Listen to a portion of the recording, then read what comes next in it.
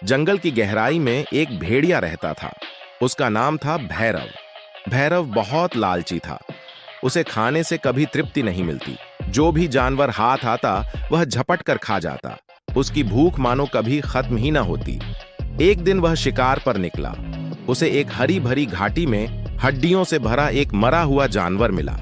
भैरव ने बिना सोचे समझे दावत शुरू कर दी। वह इतनी तेजी और लालच से खाने लगा कि निगलते निगलते उसके गले में एक लंबी हड्डी अटक गई। भैरव खांसने लगा। वह इधर उधर दौड़ने लगा। उसने घास खाई, पानी पिया, गले को झटका, पर हड्डी अड़ी रही। अब वह न निगल पा रहा था न उगल पा रहा था। उसकी आंखें लाल हो गईं और पेट भूख से मरोड़ने लगा। भैरव का गला साफ हो गया। उसने लंबी सांस ली और राहत महसूस की। फिर वह खड़ा हुआ और आराम से चलने लगा। लेकिन फिर उसकी आंखों में लालच चमका। अगर सच में यह मुझे इनाम देगा तो मैं अमीर हो जाऊंगी, भैरव कराहते हुए बोला। हाँ हाँ, सब मिलेगा, बस जल्दी करो। सारस ने अपनी लंबी गर्दन भेड़िए के बड़े मुंह में डाली। उसके तेज दांत पास ही चमक रहे थे। उसका दिल जोर जोर से धड़क रहा था। धीरे धीरे उसने अपनी चोंच गले तक पहुंचाई और हड्डी को पकड़ा। एक झटके में उसने हड्डी बाहर खींच ली। भैरव गुर्राया। अगर यह हड्डी नहीं निकली तो मैं मर जाऊंगा, मुझे किसी की मदद चाहिए, उसने सावधानी से कहा। ठीक है, मैं कोशिश करूंगी, लेकिन वादा करो कि मुझे इनाम दोगे। भैरव अकड़कर जंगल की ओर चला गया। पीछे रह गई सारस, जिसके मन में पछतावा और डर भरा था। उसने सोचा, लालच ने मुझे मूर्ख बना दिया। बुरे और स्वार्थी से भलाई की उम्मीद करना मूर्खता है। तभी उसकी नजर नदी किनारे मछलियां पकड़ रही एक सारस पर पड़ी। सारस का लंबा गला और तेज चोंच देखकर भैरव की आंखों में उम्मीद जग गई। सारस हक्की बक्की रह गई। कैसा इनाम? भैरव घूमकर गुर्राया। इनाम? अरे मूर्ख, तुझे इतना बड़ा इनाम मिल चुका है।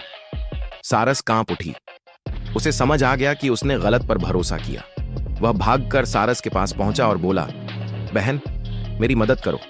मेरे गले में हड्डी फंसी है। तुम्हारी लंबी चोंच ही इसे निकाल सकती है। अगर तुम मेरी मदद करोगी तो मैं तुम्हें बहुत बड़ा इनाम दूंगा।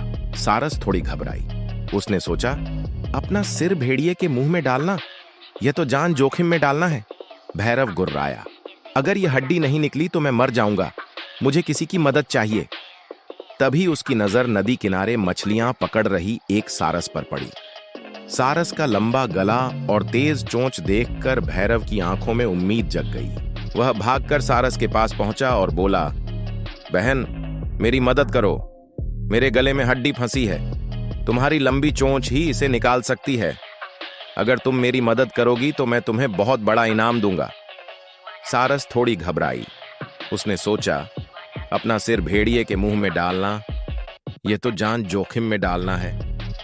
लेकिन फिर उसकी आंखों में लालच चमका। अगर सच में यह मुझे इनाम देगा तो मैं अमीर हो जाऊंगी। उसने सावधानी से कहा, ठीक है, मैं कोशिश करूंगी, लेकिन वादा करो कि मुझे इनाम दोगे। भैरव कराहते हुए बोला, हाँ हाँ, सब मिलेगा, बस जल्दी करो। सारस ने अपनी लंबी गर्दन भेड़िए के बड़े मुंह में डाली। उसके तेज दांत पास ही चमक रहे थे। उसका दिल जोर जोर से धड़क रहा था।